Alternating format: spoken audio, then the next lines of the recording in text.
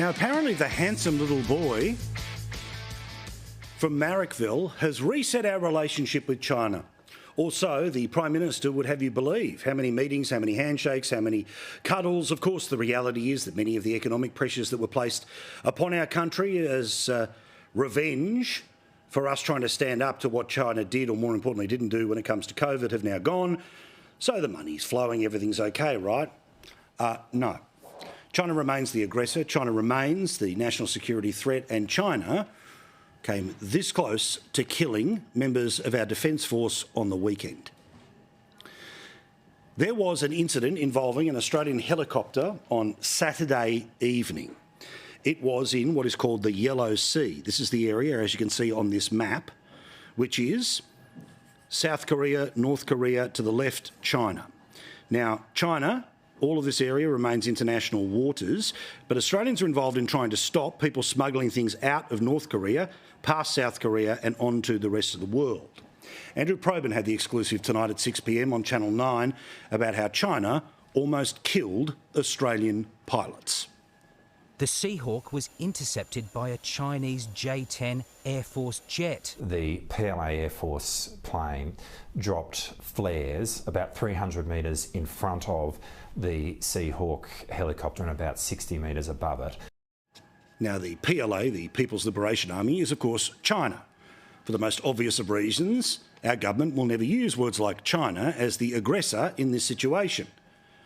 Now, despite the fact that all of those flares were fired very closely to an Australian helicopter, the only reason we are not talking about Australian members of the Defence Force being killed by China is because of this.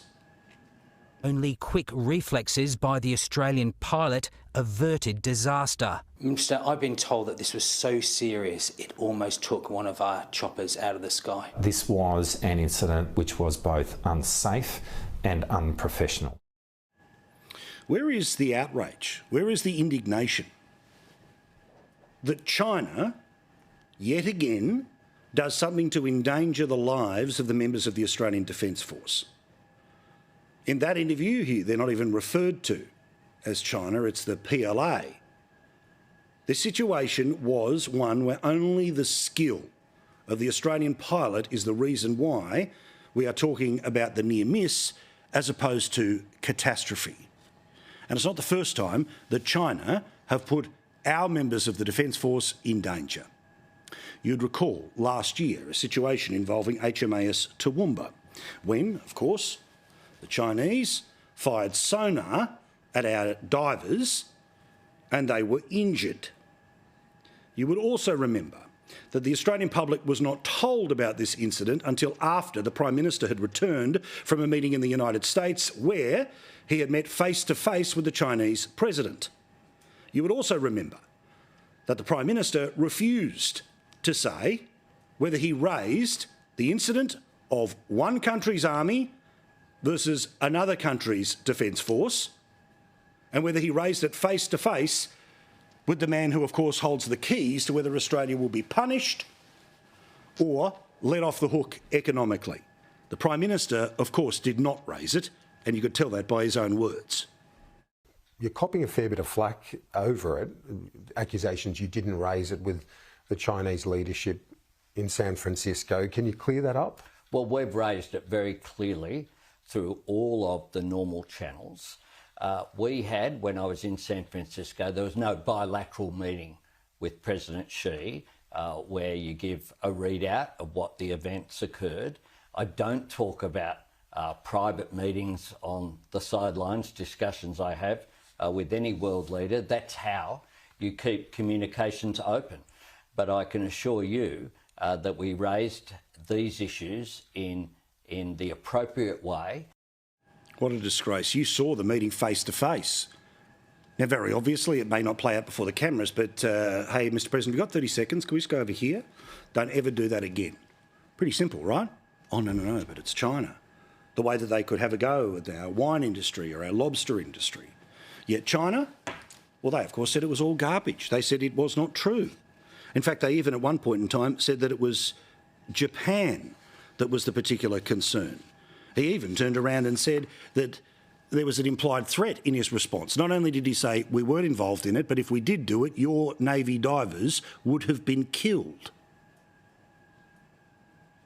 Should they have initiated the sonar from the Chinese ship, it would cause immediate fatality.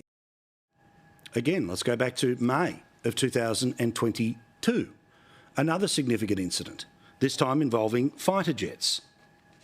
These fighter jets, again, ended up in a confrontation with Australian forces. Our colleague here at Sky News, Chris Ullman, was the one who broke it in Channel 9 back then.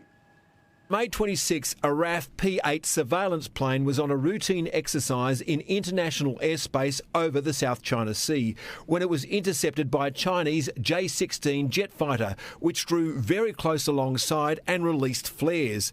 The warplane then accelerated, cut in front of the RAF jet and deployed a cloud of aluminium strips known as chaff, some of which entered the Australian plane's engines.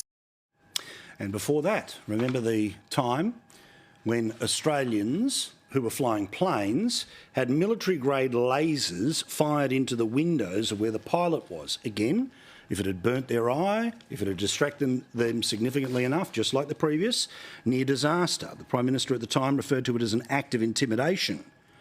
Meantime, China turned around and said it didn't happen. It maliciously, Australia was spreading disinformation. Now, this is very significant.